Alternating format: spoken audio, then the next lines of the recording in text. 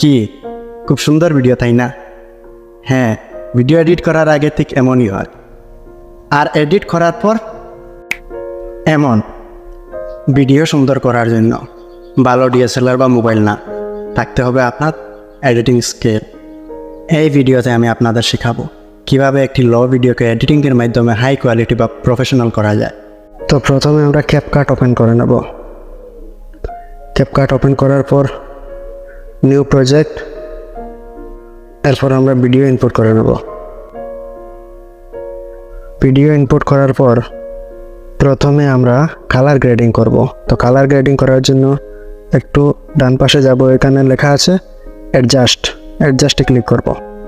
অ্যাডজাস্টে click করার পর ব্রাইটনেসটা আমরা একটু কমিয়ে দেব -4। এরপর কন্ট্রাস্টটা একটু হাই করে দেব +8। স্যাচুরেশনটা আমরা একটু হাই করে দেব। এরপর এক্সপোজারটা আমরা একটু হাই করে দেব। এরপর শার্পনেসটা 0 রেখে দেব।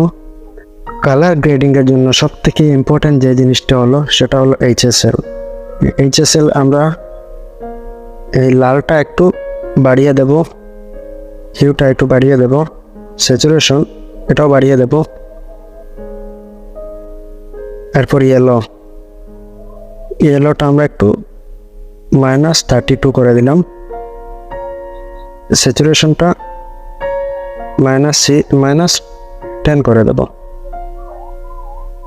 -10। লুমিনিয়েন্স আমরা +18 করে দেব। এরপর এটা আমরা +36 করে দেব। স্যাচুরেশনটা +36 করে দেব। লুমিনেন্স +36।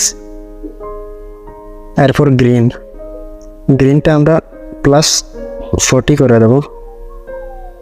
Saturation +40, luminance +40।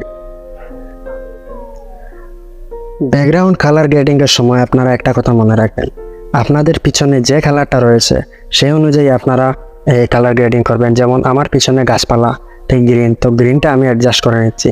তো আপনার পিছনে আপনার ব্যাকগ্রাউন্ডে যে কালারটা থাকবে সেই কালার অনুযায়ী আপনারা কালার গ্রেডিং করবেন। আর আমি ক্যাপকাট প্রো ইউজ করছি, এখানে যত প্রো এফেক্ট আছে সব আমি ইউজ করতে পারবো। আপনাদের যদি ক্যাপকাট প্রো লাগে তো কমেন্টে বলবেন, আমি আমার টেলিগ্রামে ক্যাপকাট দিয়ে দেবো।